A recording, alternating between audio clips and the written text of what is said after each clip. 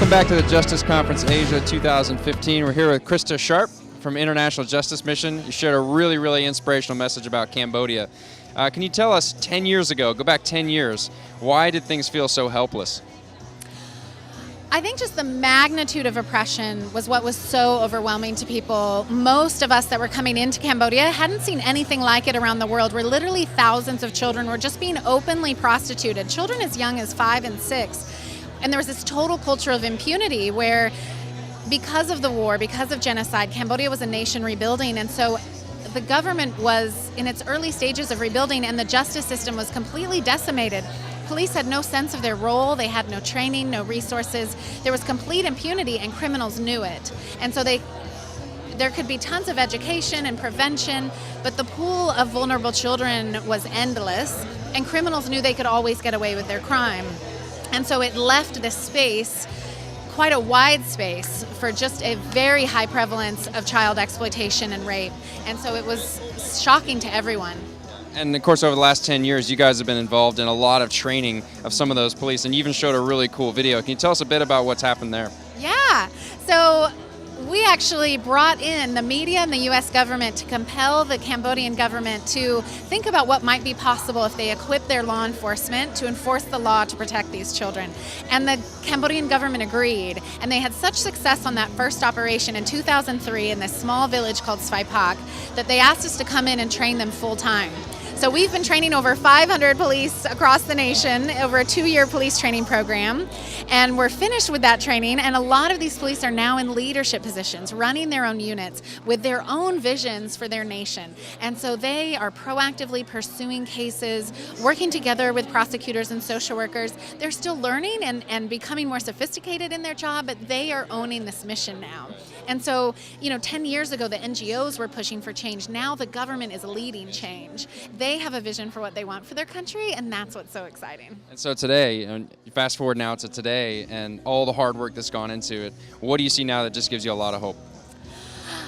I think just these kind of officials that we engage in every day, the fact that they are passionate about protecting their own people, and the fact that Cambodians, there's still a lot of progress that needs to happen, but the Cambodians actually have part of a justice system that is working for them.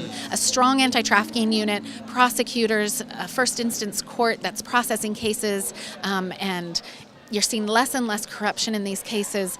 And so you're seeing the system start to respond to the people that need it the most. And so they have someone that they can turn to, and that gives me hope. It gives me hope that citizens are starting to demand change because they've seen what's possible. They've seen that they deserve protection, that they can have it, that their lives should be protected by rule of law, and that they have control over protecting their own communities as well. And so I think when you see that come together, citizens, communities, churches, other faith leaders, as well as a justice system that now wants to work for them, it's really exciting. And you also shared some statistics. You talked about, of course, children being exploited and things like that. You shared some statistics that were kind of encouraging there. Yes. So about 5 research studies in the early 2000s all found that between 15% up to 30% of sex workers were children. And some of those studies found that the vast majority of those were actually 15 and under. And that is one of the highest prevalence rates we've ever seen around the world. That is the highest prevalence rate.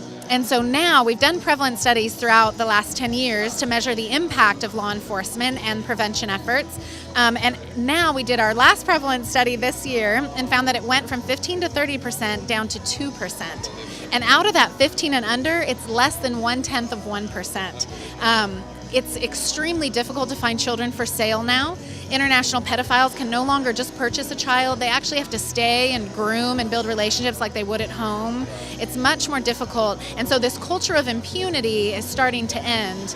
And now when you go into the criminal community, they know the law. They know that police are looking for them. And many have become afraid of being caught, and so they've changed their businesses. And then the persistent criminals, police are looking for them now. So you've seen a lot of change in the country. Still more change that needs to happen.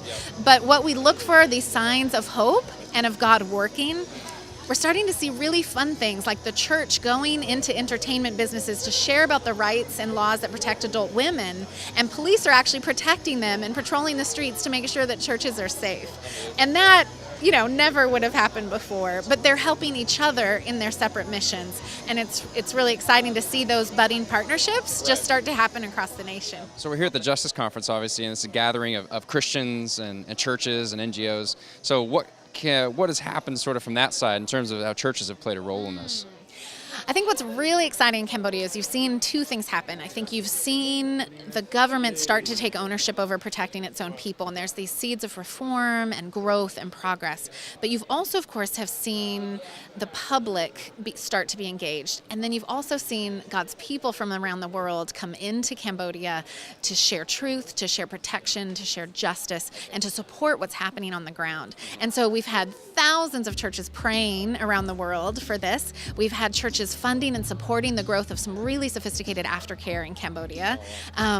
We've had people just engage and support the Cambodian system, and not just the church, but police as well. We've had churches from the U.S. come and actually go to the police and thank them for the work they've done and ask how they can support. And so we're trying to create this sense, especially for Cambodian leadership, that the world is behind you. We're not just pointing out your faults. We're not just pointing out what's wrong, but we're actually recognizing what you're doing to care for your people.